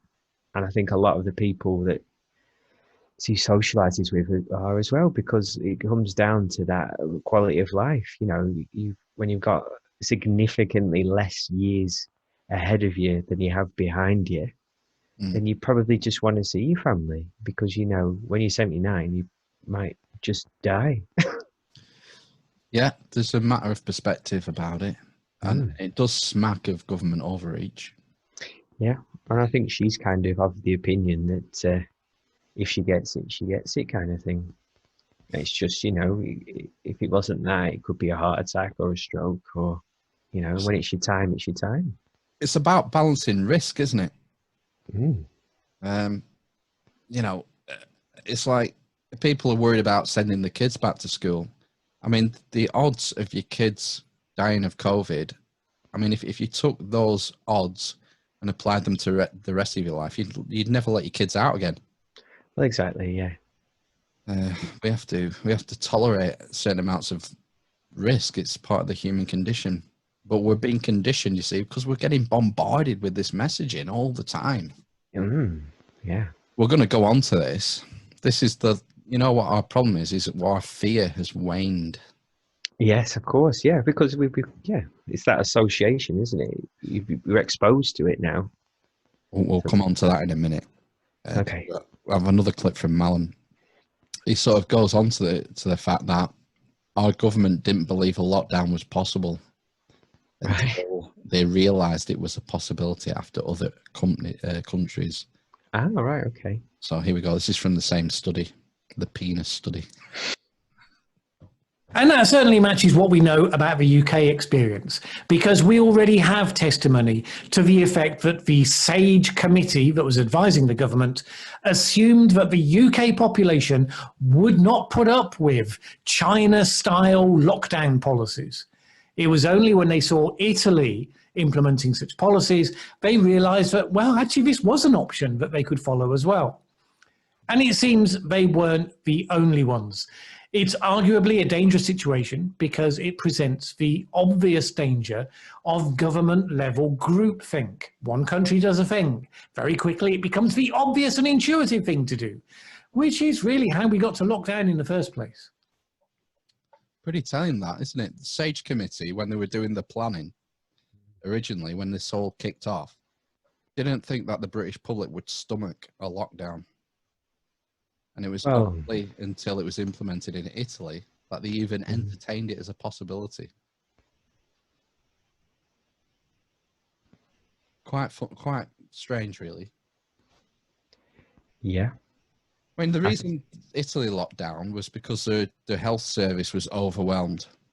Yes. But it was overwhelmed in 17-18 flu season. Right. Okay. To a similar degree. I've not heard that. Yeah, you can watch the news back then. Well, this is the thing. The other thing I've seen widely reported is a lot of countries' deaths from this. If it hadn't been found, this COVID-19, that it would have just been considered a bad flu year. We played that clip last week, didn't we? Oh, it's on this podcast. You heard it here first. Yeah. Yeah. So anyway, moving on. I was Deutsche Welle is becoming one of my favourite sources of news. Oh God, is it because of the anchors? Yeah. The weird. So we had like the robotic American anchor. Deutsche Welle is like, you know how the BBC has BBC World? Yes. So if you go to America, you can watch BBC World. It's the internationally syndicated version, yeah. The British government's soft power arm. Yeah. And Deutsche Welle is the German equivalent. It's like right, okay. So it's all in English and right, okay. And yeah, it's such a weird interview. It's a guy called Ralph Hertwig. He's from the Max Planck Institute. Made up. And the subject they're talking about is what we were talking about before. Why aren't people taking COVID as seriously as they were? Yeah. I think some of this is now happening, that some people seem to have the impression that the risk is possibly not as big as it was often said in the media and by politicians. But of course, we all know that the virus is still very much alive and kicking. So what is necessary to revive the kind of fear or respect that people had at the beginning of the pandemic? Respect. Well, that's an important question, and if I could easily answer it, I would be much richer than I'm actually. That's a $1 million question, and I think it has a lot to do with the fact that we keep talking about this as a crisis, and even the framing of a crisis typically means that a crisis passes. I mean, a crisis is typically not years long. And I think what's important is that we need to possibly change our mental model of the problem, namely that we need to adjust our expectations that this is a problem that is not going to disappear within days, weeks, or months, that it possibly stays with us for quite a long time. Forever? Yeah. It's a virus, isn't it? I think this sounds like it's going to be quite difficult to eradicate, like smallpox and polio and all that kind of stuff. Yeah, tricky customers, respiratory virus. I just found the question out unreal. How do we keep the fear levels up? Yeah. Bizarre. It gets weirder though, because I've got a second clip. But the thing is sorry, I was just going to say though that this is a natural response to fear. The more you are exposed to something that makes you scared initially, and nothing bad happens to you, over that period, the less and less anxious you will be about it. Exposure therapy. Yeah, that's just what happens in your brain. Plus, you couple that with the fact that we're getting more information as we go along. Yeah. So originally, 500,000 people were going to die. Yes. And then, but if we did a lockdown, then it'd be 250,000. Was it? I thought it was 250,000. And then he said, I remember in a briefing, he said that 25,000 deaths would be a good outcome. So we'll double that. Allegedly. You can't trust them. No. Who knows? Yeah. We might not even be there. The thing is, different countries are reporting deaths in different ways. Yeah. Do you know what I mean? Yeah. So you can't trust the numbers. There's no way. I just find it really hard to believe that our numbers are so much worse than neighbouring countries. There's similar kind of healthcare systems. I know our health in general tends to be poorer. We've got a lot of old people. Yeah, but so have other countries. Probably less than, say, India. So India have have like a far lower case fatality rate than the UK. But the other thing about India is the access to healthcare. Do they have a national health service? I don't think so. So like all the people, how many people live in India? It's like 2 billion people. At 1.3, I think. Right, okay. So there's 1.3 billion people there. And do most people live in the countryside still rather than cities? I don't know. So how are those cases being monitored, in villages and things like that? I'll tell you what, it definitely isn't. It's definitely nothing to do with them using hydroxychloroquine. Definitely nothing to do with that. Well, the other thing is, it could be something to do with that, but it's also to do with how the numbers are recorded. Like, I'm not saying that this is the case, but in Greece, they might just not be recording cases in the same way, and that's why their cases are low. They're treating it the same way they do their tax returns. Well, yeah, just not recording it. So, you don't know, do you? And it's very hard to prove what is right way of doing stuff. And for comparison, I think India have had roughly the same level of deaths as us, but I think they've had something like 3 million confirmed cases. Right, okay. As opposed to our 350,000. So their case fatality rate is miles lower than ours. And they've done something like 20 million tests. Which is not a lot, is it, in a country of 1.3 billion? It's not, no, but compared to other countries, there's only USA who's done more. They've done about 60 million. Yeah. And then there's India, and then there's every other country in the world on the bar chart is a speck. You can't even see. India, USA right up here. But anyway, getting back to penis. Okay, yeah. The interview gets a bit weirder, I feel. I mean, can we sort of learn something perhaps also from religion? I mean, every religion in the world is based on people believing in something they cannot see, they cannot touch, yet they believe in it, they even follow rules, while others don't. What is it that makes the difference in people following religion and something they can't see and others don't? I have no idea. I wouldn't bet here on the religion. I think that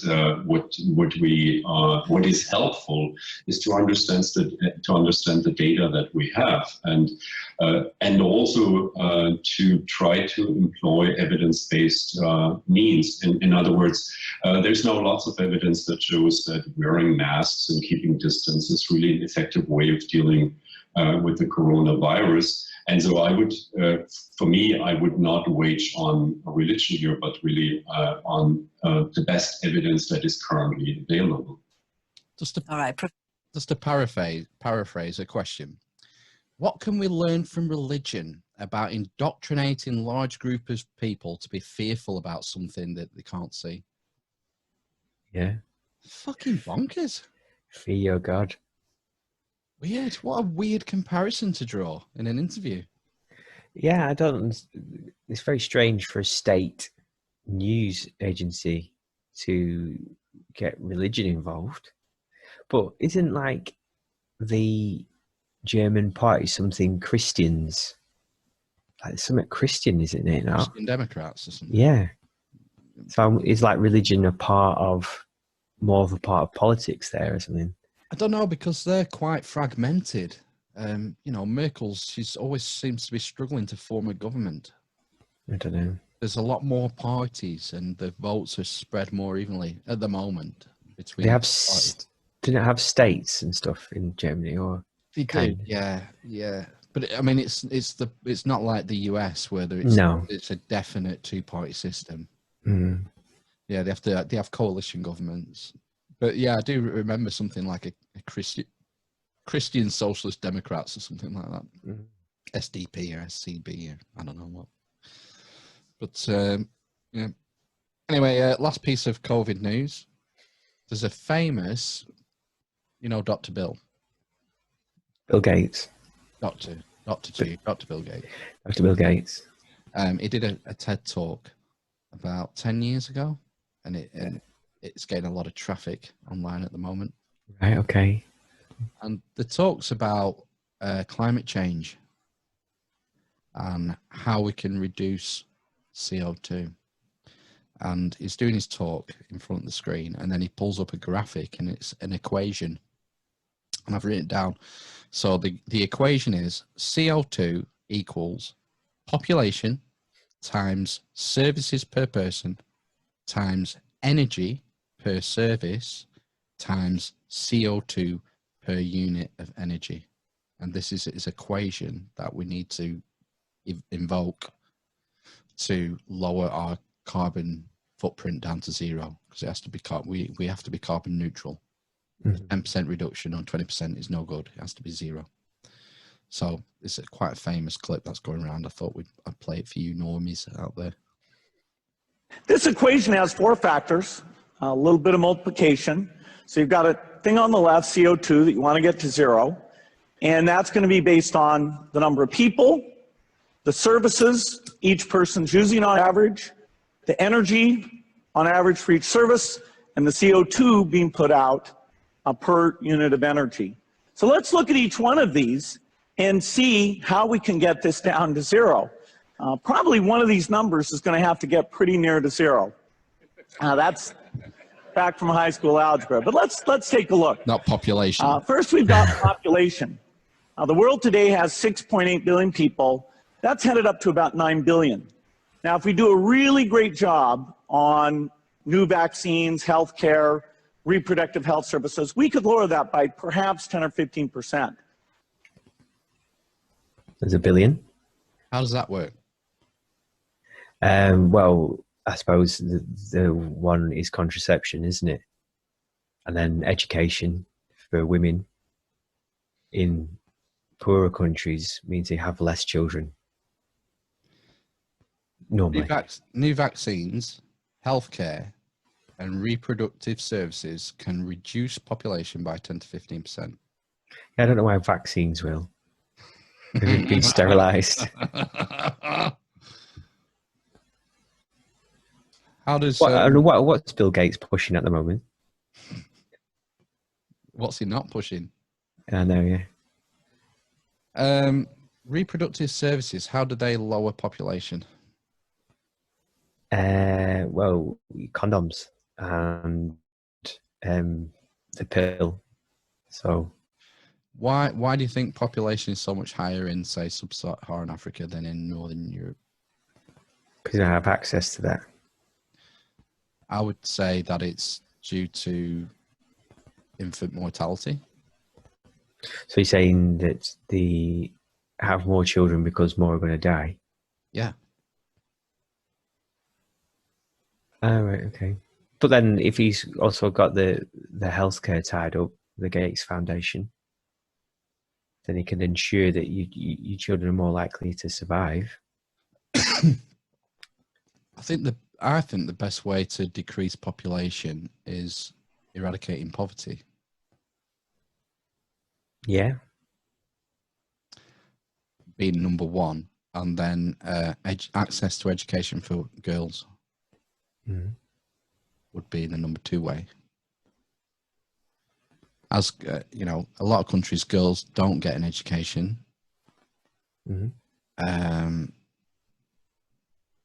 Girls can't work because they have so many kids to look after.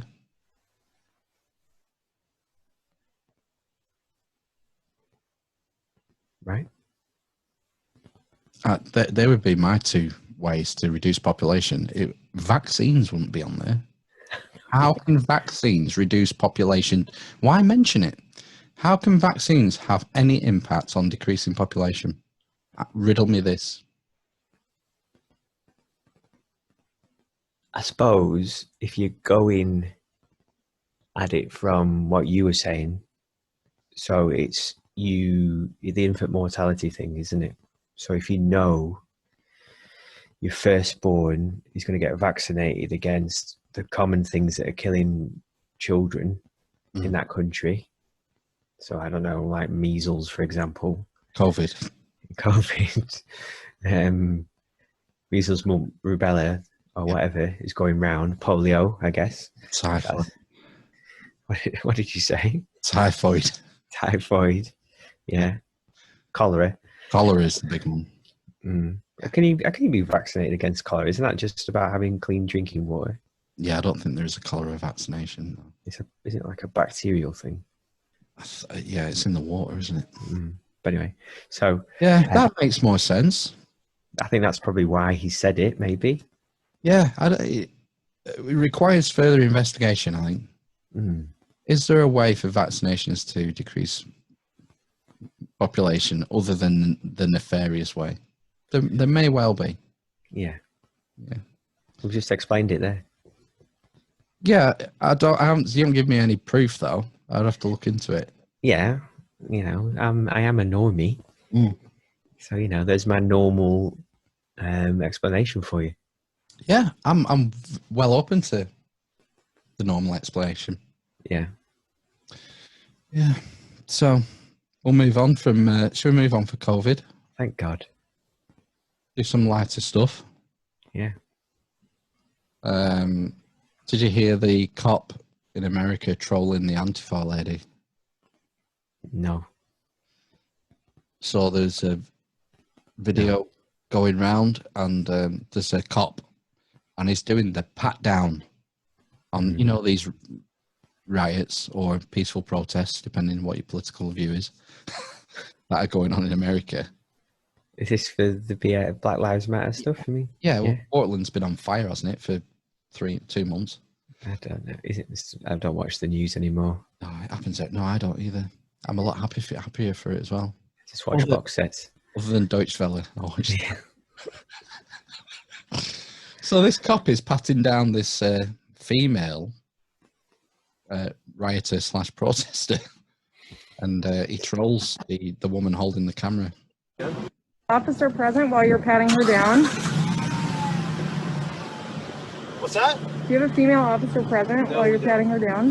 Nope. How do you know that I don't identify the female? Catch that? Yeah, I did, yeah.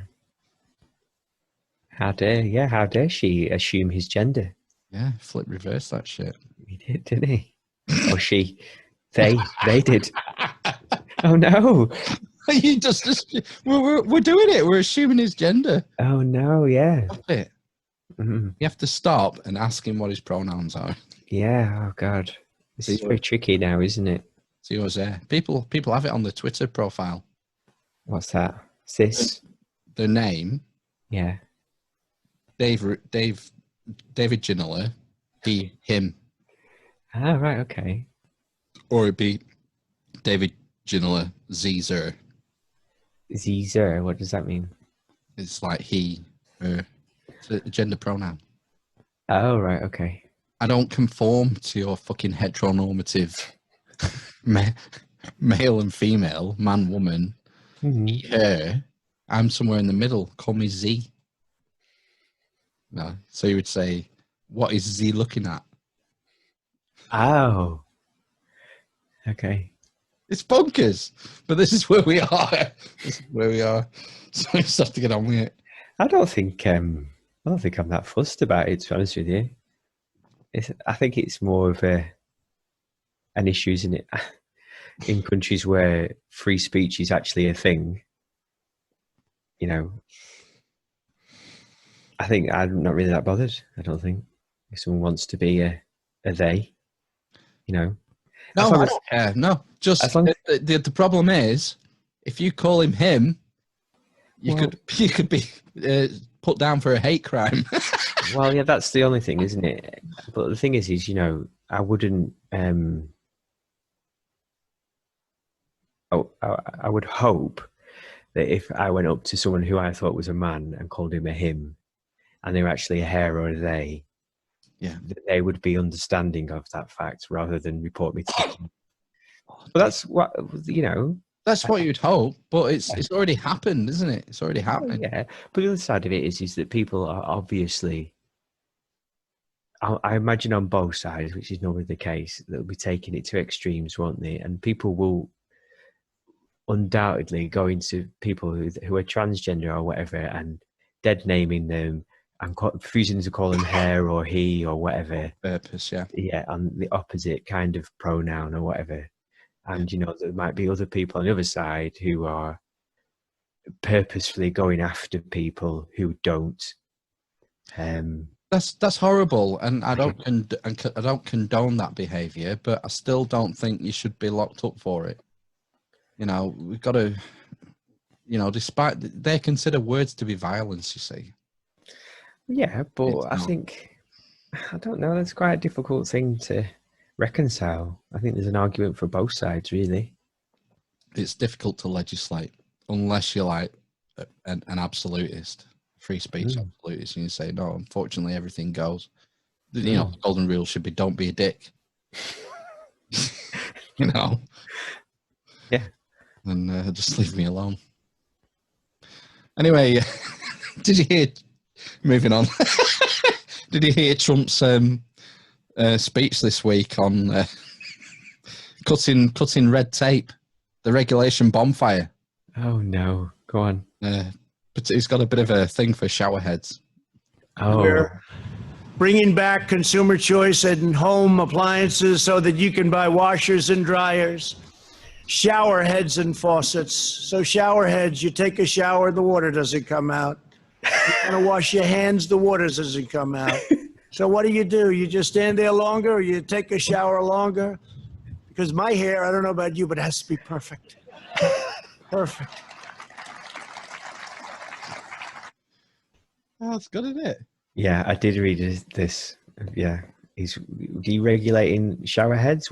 Is that a personal thing or something who's been lobbied by the shower and faucet lobby?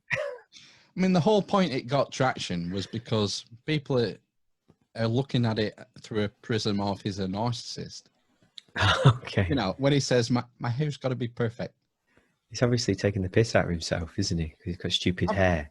I've not seen this side of him before. Self-deprecating.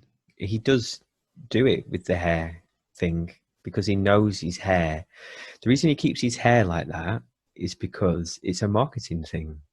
People talk about how stupid his hair is, and any publicity for him is good publicity, and it always will be for the Trump brand. That's the man with his stupid hair. You can hear his supporters laughing at the joke. It's a joke. Yeah. It's just whether, you know, like you say, it's some sort of cynical marketing 4D chess move. Well, I thought he was an idiot, though. I thought he was a buffoon, an idiot. I think he is. I don't know. There's probably elements of all of it, isn't there? Yeah. It's a delicate, complicated flower. Well, I think every human's a complicated, delicate flower. Of course. But, you know, you can't imagine the media's depiction of him is a true sense of his being.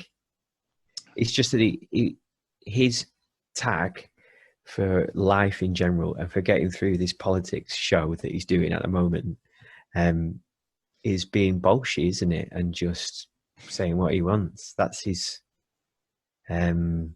modus operandi. Yeah, his selling point, isn't it? That's why people support him, because he's sticking it to the man. Yeah, drain the swamp. Yeah. We talked about, we very briefly touched on whether there might be a debate, presidential debate. They'll go ahead or not. With the OddMan, yeah, we did, didn't we? Did I think I've can give you a flavour how it might go. Oh no. Welcome to Kingswood Community Center. Oh no. Actually, that's the one down I used to work. That's a joke. You didn't know where we were anyway. Yosemites. Come on, man. He's following the radical left agenda. I don't know what the hell he's talking about. Take away your guns, destroy your Second Amendment, no religion, no anything, hurt the Bible, hurt God. You're a lying dog-faced pony soldier. He's against God, he's against guns, he's against Thailand. Look, come on, man. I know you're trying to goad me, but I mean... Because my hair, I don't know about you, but it has to be perfect. Perfect. I got hairy legs. That's like saying you. I shouldn't say it. I'm going to say something I probably shouldn't say.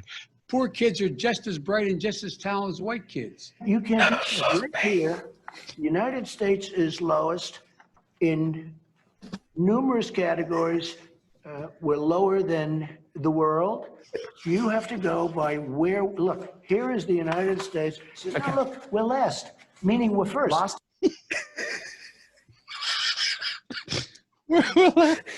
That's how it's going to go. No, that was good. I enjoyed that. I actually made that. I know, yeah. I didn't find that on YouTube. No, I made it from our own clips. Can you not put that on our Instagram page for people to consume and enjoy? Oh, good. Yes, I shall do that. Yeah, my GTV video. Yes, and you could do it with pictures. Oh man, that sounds like work now. Yeah, it's all right. You just have to sync it up on that movie maker thing. Fuck, right. So I need a really stupid picture of Trump and a stupid picture of Biden. Yeah. Use when they're talking. Great idea. I shall implement that next week. There you go. Yeah, it's going to be a shit show. A fucking shit show. Do you think he's actually going to do it, though? Because when I've read the limited stuff I've read about it, the Biden's camp are just not for it. Like, it's going to be like... Bloodbath. What's her face? Oh, who refused... what was her name? Our Prime Minister. I've forgotten her name. The Maid-op. Dancing Queen. The Maid-op. Theresa May, yeah. She refused to do it, didn't she? Because they knew she'd be awful. And then did she agree to one kind of limited, pre-recorded or something? She knew the questions beforehand. The problem is they wanted to change the venue. They wanted to move the venue of the debate to... Thailand. Thailand. Oh gosh, we got to get on. We got to keep going. Okay. I've got 4 pieces of miscellaneous news. Oh fuck! Right, go. There's a comedian on YouTube called Ryan Long. Right, I never heard of him. Nope, I hadn't before. And they did this video on the YouTube channel. And the premise is there are two guys who didn't know each other before, and they found out that they have so much in common. And one of them is woke, and the other's a racist. And they do this skit, and one of them's got a T-shirt that says woke on it, and the other guy's got a T-shirt that says racist on it. And yeah, they've just got so much in common. When me and Brad first met, I didn't think we'd get along, but turns out we kind of agree on everything. Your racial identity is the most important thing. Everything should be looked at through the lens of race. Jinx, you owe me a Coke. We both have a lot of opinions about people of color, even though we barely know any. I say colored people, but as long as we're classifying them, we both think minorities are a united group who think the same and act the same. And vote the same. You don't want to lose your black card. Sorry, I don't know. I just think we should roll back discrimination laws so we can hire based on race again. Jinx, now you owe me a Coke. Hey, tell them what you told me yesterday. White actors should only do voices for white cartoon characters. I've been saying that for years. Stick to your own. Us white people, we have so much privilege. I agree. It is a privilege to be white. Ask him about interracial dating. All I said is that black men who date white women have internalized racism, and white men that date ethnic women are fetishizing them. Guys against interracial dating now. Like, am I being pranked? Did Boomer put you up to this? Ugh, you know that taco place is white owned? White people should be making white foods like Kraft macaroni and cheese, no seasoning, not even salt. It's like he's a mind reader. I mean, I've been pushing for segregation forever, and my man does what? I created an improv comedy show exclusively for ethnic people. Guy segregates comedy on my birthday. White people need to stop wearing dreadlocks and they need to stop appropriating black people's music. Shaved heads and country music, the way God intended. You know all white people are racist. I'm listening. Even if you have a black wife or a black friend group, you're still really racist. You know, he just kicked a guy out of the organization for having a black girlfriend, but if you can promise me he's still really racist, we'll consider letting him back in. Black people should only shop at black businesses. I guess the only thing we really disagree about is I think white people are the root of all evil. But what did I tell you, though? If we can narrow that down to a certain group of tiny-hatted white people, I think we can come to an understanding. Technically, I don't consider Jewish people white. Neither do I.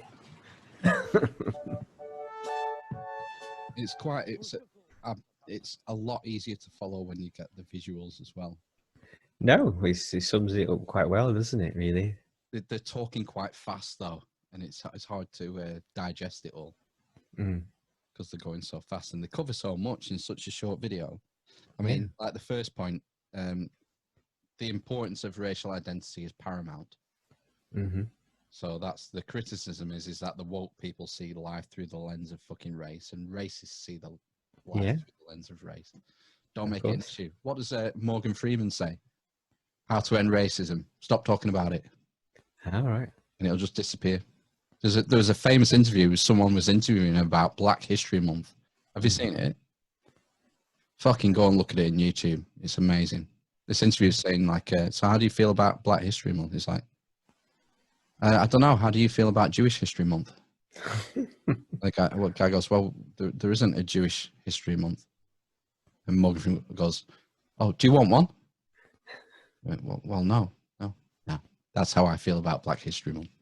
Right. Okay. No, stop talking about it, and it'll just disappear. I'm kind of with him on it. It's interesting coming from a black man who's been through what he has. Whatever challenges, because he's an old guy now. He's knocking 80, isn't he? I think he might be 80, yeah, or over 80. He'll have been through all the civil rights movement and all that shit. Yeah. So his perspective is, to me, is valuable. So yeah, worth watching. So after Ryan Long, what else have we got? Oh, fucking Eamon Holmes. Eamon Holmes on this morning got bitch slapped. Oh, again. Put in his place. Go on then. Who by? I don't know. I can't remember. Who do you think? Who's he work with, man? His wife. Oh, he works with his wife, yeah. Yeah. If you relate, please get in touch. Yes, there is the number to call. Monday Morning Blues, okay? That's exactly what we're talking about. And if it's there, if it's in the pit of your stomach, if it's something you want to get rid of and share with us, please do. I'm getting that look from my wife, which says... I was in the middle of reading the number out. But I didn't feel you explained correctly what we needed. Yeah, now you've mansplained it to all of us. Let's carry on. 08000 30 40 44. Or you can download our free This Morning app, click get involved on there. Leave. She called him out for mansplaining live on air. She just wasn't doing her job properly, though, was she? Yeah. I enjoy that. I like that's a good thing about live TV. You also get things like this. You're familiar with BBC's Carol Kirkwood? He does the weather? Yes. I think I might have read about this, but can't remember when it was.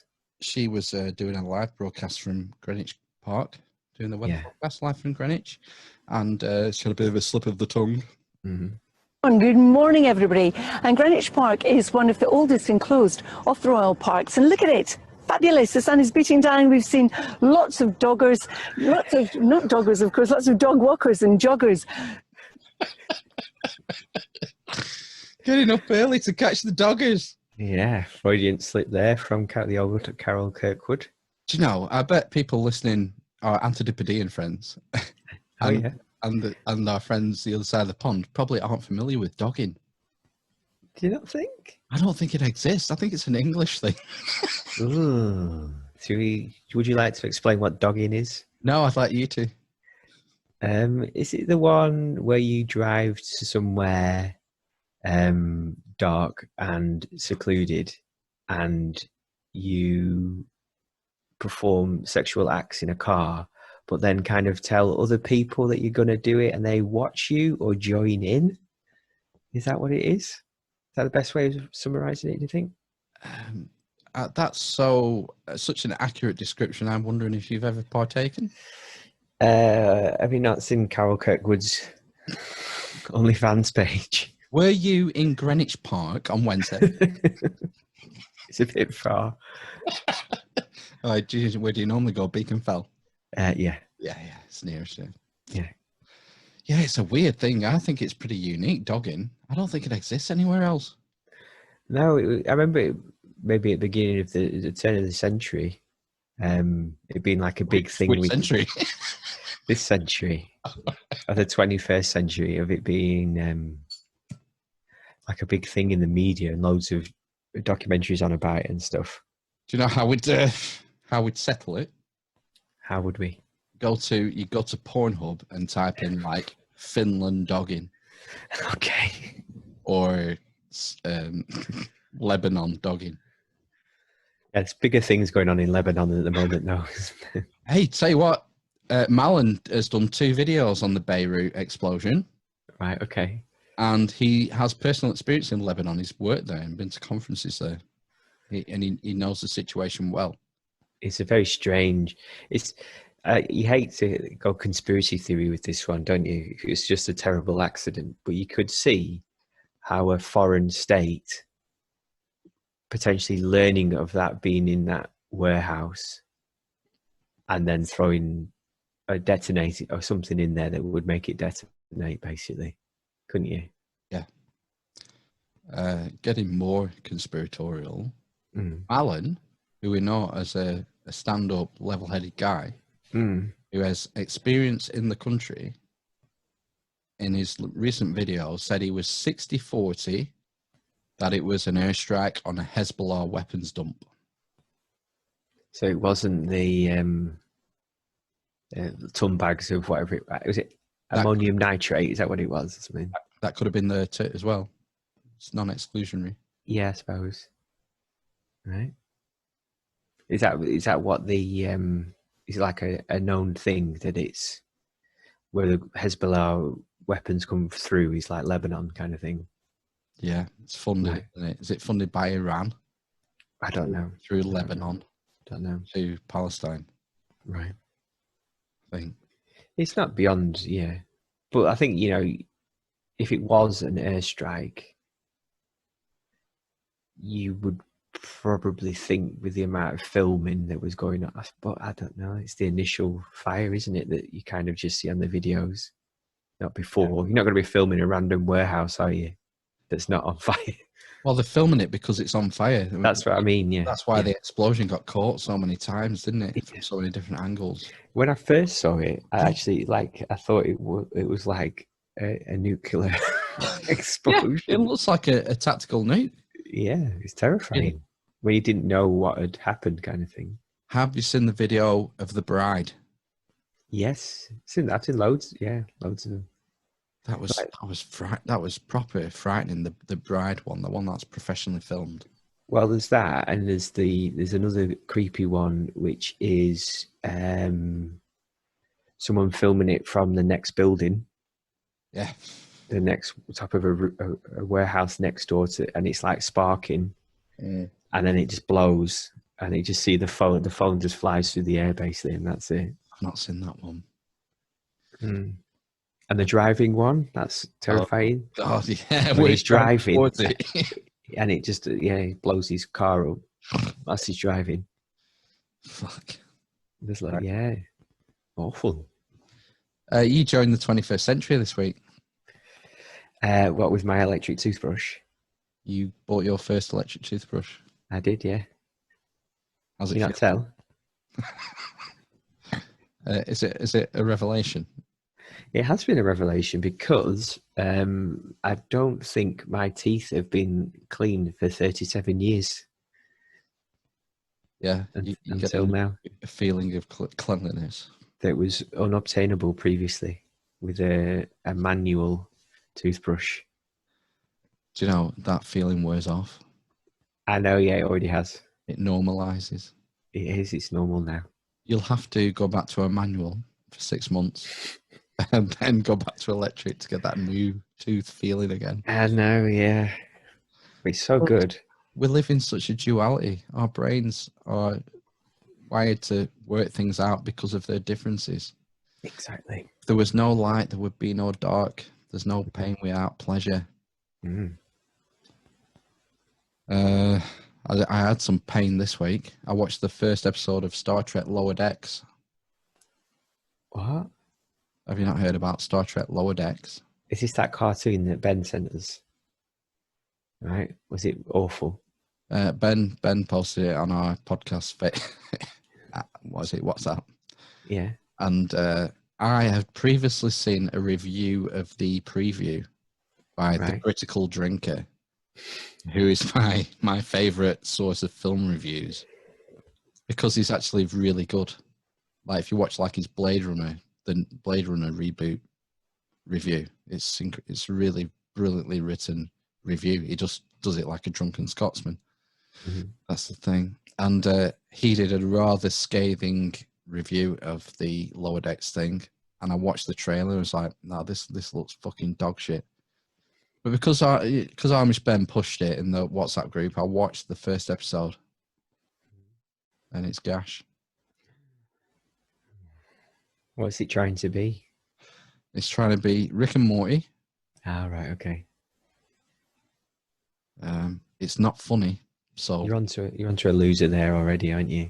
Well, you got to make it funny at least. I didn't laugh once. The level of humor is terrible. The animation's isn't anything special. It's like, it looks like you could have done that level of animation 30 years ago in a Chinese sweatshop. So yeah, I just think I'm not buying it. I'm not gonna waste any more of my life on it. I gave it one episode. Right. I'm wavering on. I started watching Vikings this week. Yes, I enjoyed the Vikings. It takes a while to get going, and then it gets good. But it's got pretty shit production quality. So I'm just looking in the camera there, and I think I have a look of Ragnar looking. I don't want to disappoint you. Do you know what I wanted to ask you? I wonder if they doctored his eyeballs, because there are scenes in the first couple of episodes where it looks like the blue in his eyes must have been enhanced, because no one has eyes that they are piercingly blue. Do you think they are? Yes. Wow. Okay. Because it changes as the series goes on. It's not always that way. I think it's what's his name again? Ragnar. Because they're supposed to be real people. Yeah, they're supposed to be real people, aren't they? So, based on real Vikings. So I don't know if one of his traits was his piercing blue eyes. But there's one, Ivor the Terrible, or Ivan, eventually turns up. Spoiler alert. Who has what colour are his eyes? I don't know. Green. But he has something wrong with his legs, like he's born without leg bones or something. He crawls around, yeah. Fuck. Yeah. I'm a blind man. Do you know who you look like in Vikings, if I was to pick one? Yeah. Floki. Really? Yeah. I don't know how to take that. It's a bit of a weirdo, isn't he? The mother of madness. Oh my God. Oh. Well, it's really late again. It is. It's short. I tried to keep the post short. I know, but there's so much quality chat to be had. Yeah, never mind. Okay. It's just, super painful. We shall sign off for another week. We don't know who'll be here next week. We don't, do we? It's a random guest week. Yeah. Because I'm literally a communist. So we'll go and see you soon. Bye. The dwarf, the cripple, the mother of madness. I'm a blind man.